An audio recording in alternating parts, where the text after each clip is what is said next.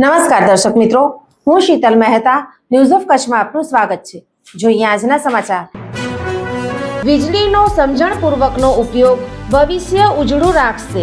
ઉર્જા સંરક્ષણ ગૃહિણીઓ, ખેડૂતો અને ઉદ્યોગપતિઓ દ્વારા કઈ રીતે થઈ શકે તેની સમજણ અને સૂચનો। પશ્ચિમ ગુજરાત વીજ કંપની લિમિટેડ ગ્રાહક સુવિધા કેન્દ્ર 1800 233 15533 toll free. Visit us www.pgvcl.com। સાંસદ વિનોદભાઈ ચાવડાની આગેવાની હેઠળ એક પ્રતિનિધિ મંડળે ભુજથી માંડવી રેલવે જોડાણની સુવિધા ઝડપથી આપવા રેલવે મંત્રી અશ્વિની વૈષ્ણવને રૂબરૂ મળી રજૂઆત કરી હતી। રેલવે મંત્રીએ આ માટે ઝડપથી પ્રયાસ હાથ ધરવા ખાતરી આપી હતી। સાંસદ વિનોદભાઈ ચાવડાની આગેવાની હેઠળના પ્રતિનિધિ મંડળમાં માંડવીના ધારાસભ્ય Aniruddhbhai Dave, Mandvi chamber of commerce પ્રેરિત માંડવી સર્વાંગી વિકાસ પરિષદના ફોકિયાના આગેવાનો વગેરે જોડાયા હતા। સાંસદ અને ધારાસભ્યએ જણાવ્યું કે કચ્છના 9 તાલુકાને રેલવે સેવાનો લાભ મળેલો છે, માત્ર રેલવે સેવાથી માંડવી જ વંચિત રહી જાય છે। રેલવે મંત્રીએ તાત્કાલિક કચ્છનો નકશો મંગાવીને તેનો અભ્યાસ કર્યો હતો, ઉપરાંત ડિટેલ્સ પ્રોજેક્ટ રિપોર્ટ મંગાવવાના સૂચનો આપ્યા હતા અને તેના અહેવાલ તૈયાર કરીને કેન્દ્રની આગામી કેબિનેટમાં મંજૂરી માટે મૂકવા સૂચના આપી હતી। માંડવીના ધારાસભ્ય અનિરુદ્ધભાઈ દવે ભુજથી મુંબઈ વચ્ચે વંદે ભારત રેલવે શરૂ કરવા તેમજ અમદાવાદથી કલકત્તા દુરંતો એક્સપ્રેસ શરૂ કરવા લેખિત રજૂઆત કરી હતી।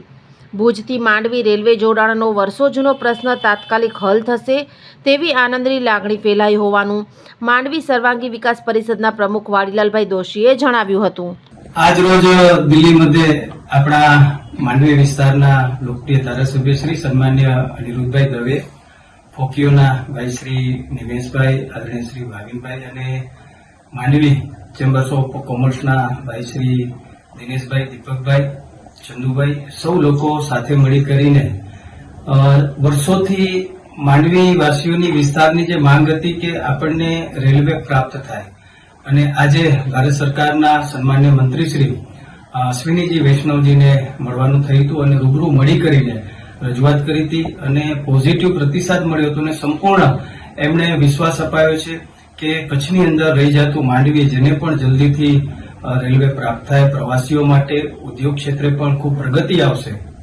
આપણા દેશના યશસ્વી વડાપ્રધાન શ્રી નરેન્દ્ર મોદી સાહેબનો આપણે આભાર માનીએ કે રેલવેની અંદર આપણને ઘણી બધી નવી રેલવે પણ આપણને પ્રાપ્ત થઈ છે, ગાડીઓ પ્રાપ્ત થઈ છે અને સાથે સાથે કચ્છની અંદર નવા રેલવે સ્ટેશનોનું નિર્માણ થઈ રહ્યું છે, સાથે સાથે નલિયા સુધી, જખૌ સુધી અને હવે તો વાયોરથી કરી અને નારાયણ સરોવર સુધી અને હાજીપીર સુધી જ્યારે રેલવે લાઇન અને રેલવે પહોંચવાની છે ત્યારે આગામી સમયમાં કચ્છનો જે વિકાસ છે દરેક ક્ષેત્રે પ્રવાસન અને ઉદ્યોગ ક્ષેત્રે રેલવેના માધ્યમથી પણ આપણને ખૂબ મોટો લાભ થશે।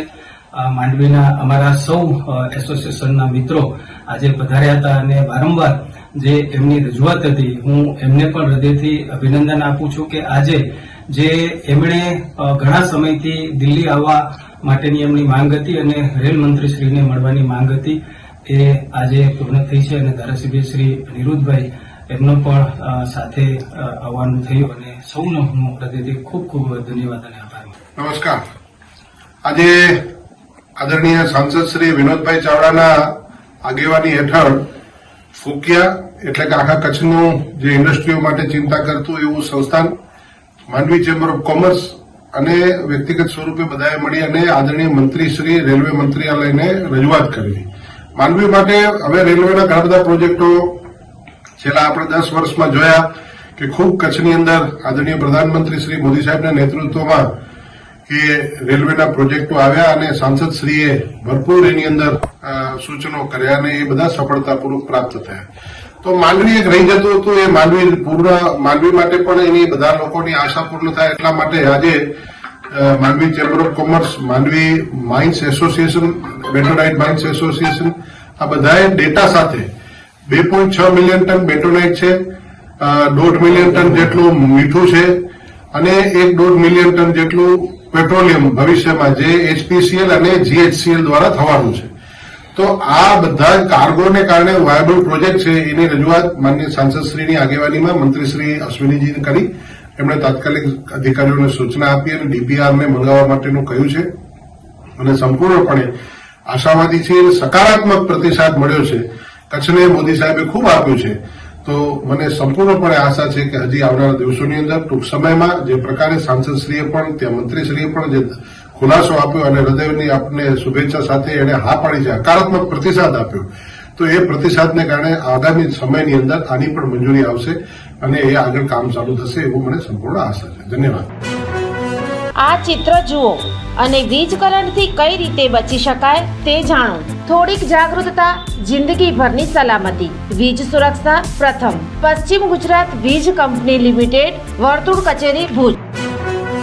દર્શક મિત્રો, આજે તારીખ 22 ડિસેમ્બર 2025.